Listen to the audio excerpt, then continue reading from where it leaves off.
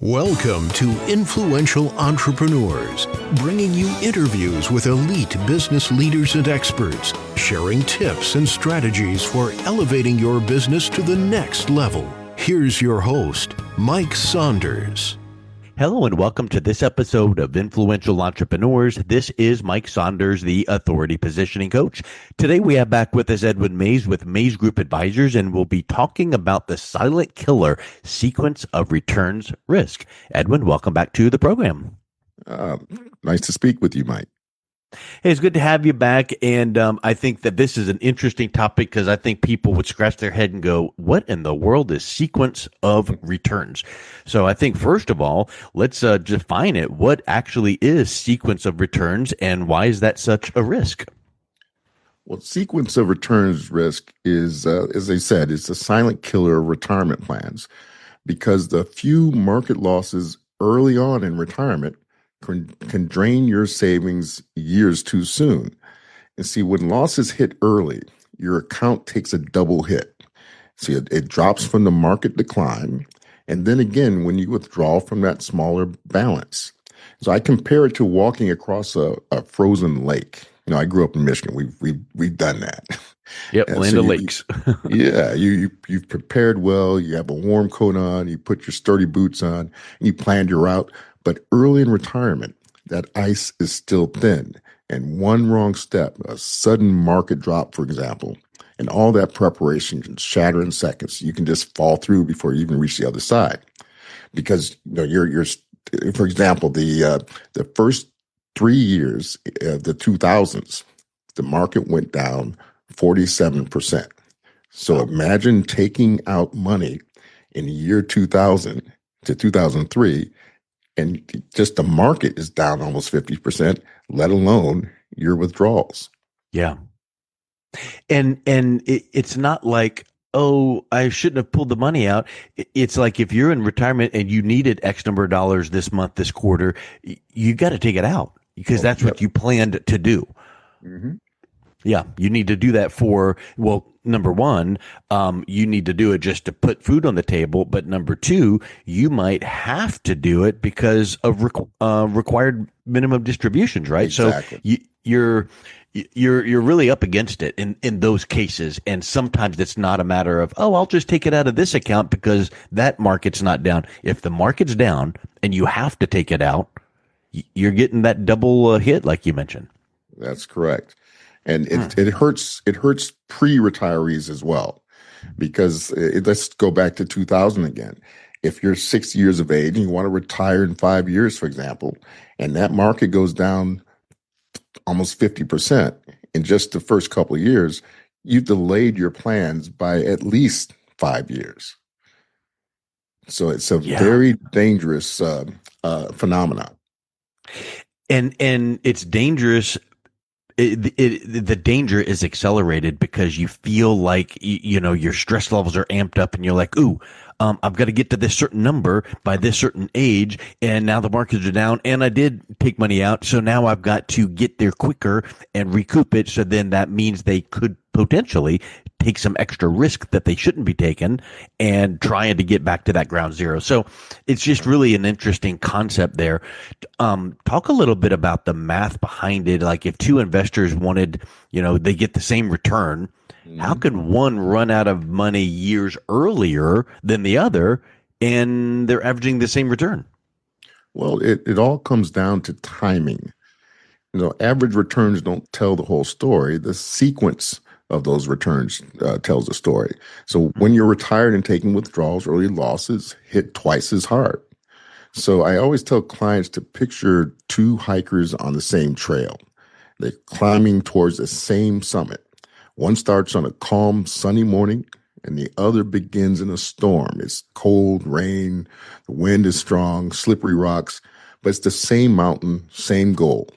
But the one fighting the storm early burns through his food, energy, and confidence just trying to stay upright. That's exactly what happens when a retiree faces a market downturn early on. And so they both had the same average return or same mountain to climb, but the storm drains your resources long before you can reach your destination. It's similar to like when you watch in the Olympics the sprinters versus the long distance runners. Well, in a long distance race, you don't start off sprinting because then you run out of gas and then everyone overtakes you. Yeah, Exactly. same exact. Yeah, really, Yep. really good analogy. So let's think about something. I know that sometimes people think, oh, I'm going to get this return or this. A lot of times people have misconceptions about the average returns. Why averaging 7% isn't the same thing as actually getting 7%. But it comes down to that timing issue again, right? It's the timing. It's the Hmm. timing. If a 65-year-old man in the year 2000 who has $1 million in retirement savings, if he's taking out 4% or $40,000 a year, that which sounds like a small sum, but by year 17, that $1 million would be zero. His Wow. entire portfolio would have been wiped out just Wow. because of the sequence of returns. Now, over the last 25 years, since 2000, the market has averaged 8%, around 8%. Okay. Yet he ran out of money after year 17. That's how the math doesn't measure up to what prognosticators talk about when they're referring to averages. The Yeah. realization of those of your dollars, your retirement dollars, means everything. A lot of people think that, quote unquote, the market always comes back. Why is that dangerous when someone's taking distributions in retirement? Well, it's extremely dangerous because the math doesn't work.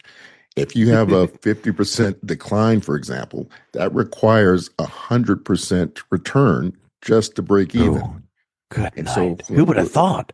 yeah, and for the average bear market, which the decline is 38%, that requires a 62% break even point. And that takes on average around 7 years. So, most retirees, they don't have 7 years just to get back to where they were before a bear market. Right. Yeah. The age old question is, oh, all of these things, you are talking about timing. You don't have time to get back to and recoup. Obviously, the answer to this question of when should I start planning for retirement is as soon as possible. But Exactly. Yep. what are some, if as soon as possible is a little vague, at what age should people really be sharpening that pencil and putting some of these things into place to make sure that they're going to end up where they need to be? At least 10 years before Okay. they expect to retire. And the Okay. reason we say 10 years is because of that break even factor when it comes to bear markets. Bear markets, again, happen around every 5.5 years. So if you're 55 and you want to retire at age 65, you could have two bears before you Yeah. retire. So you, Yeah, you you could be need to plan for straddling that. almost at one and then have two right in that 10-year time frame. You just don't know. Yep. You don't know. And that's the whole point, is the unknowns. I think that this risk, this sequence of returns, the timing of this is something that a lot of retirees don't know about. Where do a lot of advisors go wrong when it comes to educating their clients about this risk? Because I feel like potentially some advisors are like, oh, I don't want to get into the weeds of this sequence of returns. That's a complicated thing, but they're doing their clients a disservice if they're not. So where does that play in? Well, the main reason why the majority of advisors do not have this discussion about sequence of returns is because they have no way to eliminate it. Oh, The only way to eliminate sequence of returns risk is to have a floor of zero, a guaranteed floor of zero.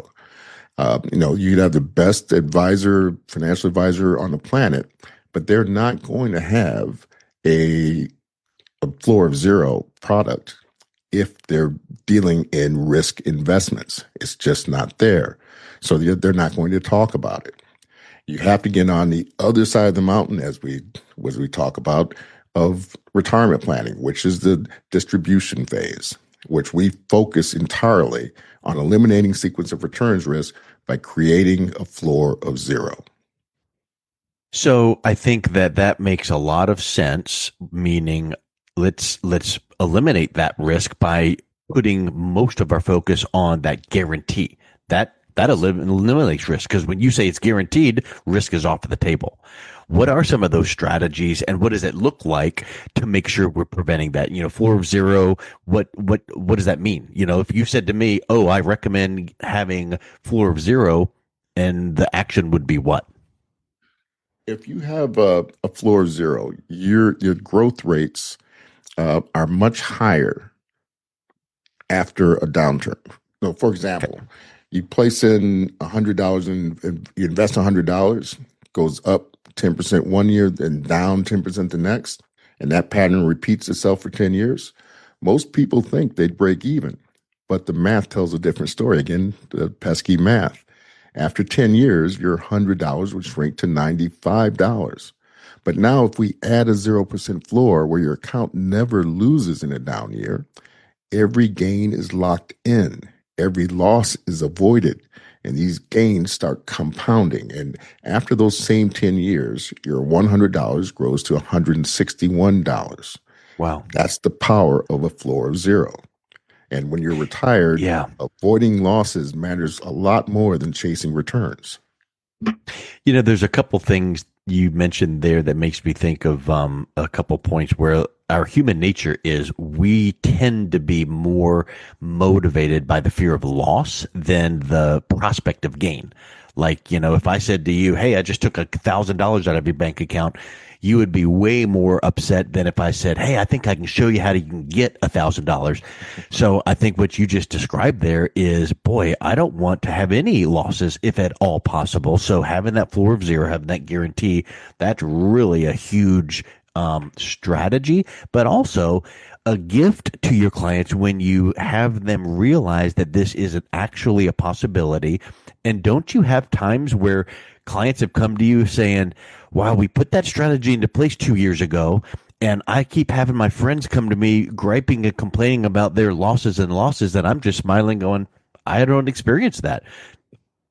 Yes, we have that conversation, but we also have the other conversation, the FOMO conversation, where their Yeah. friends I are don't want to be excited too about. conservative.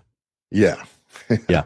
yeah. Their friends will brag over a burger or something and say, "Well, I've had my accounts grow by 10-15% the last 4 years."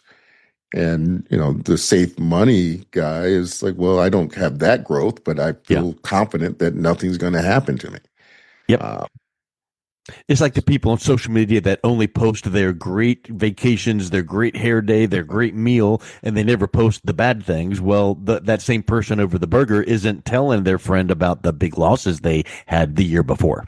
right, right. Wow.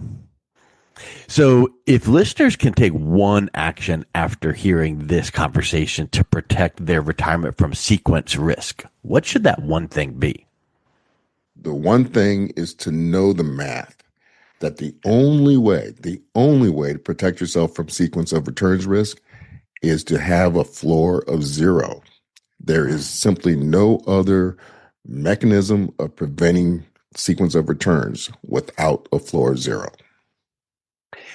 That is huge. And I think that so many times you just can't go. It was like Warren Buffett said, what you can't go broke taking a profit, meaning That's right. even if that profit is 2%, take it because you're Yep. not going to go broke taking any profit. So having that floor of zero, having that guarantee rate of return where you can't lose money ends up in the long run to be that steady plotting success story. So Evan, that has been so great to kind of clarify that sequence of returns risk and the solution of the floor of zero. So if someone is interested in seeing what that could look like for them, what would be the best way they can reach out and connect with you? They can always call me at 917-940-5835. We'll provide a complimentary evaluation of what they have and where they want to go. And they can also look at our website, MaysGroupAdvisors.com. Excellent. Well, Edwin, thank you so much for coming on today. It's been a real pleasure chatting with you again. Well, the pleasure is mine. Thank you for having me. You've been listening to Influential Entrepreneurs with Mike Saunders. To learn more about the resources mentioned on today's show or listen to past episodes, visit www.influentialentrepreneursradio.com.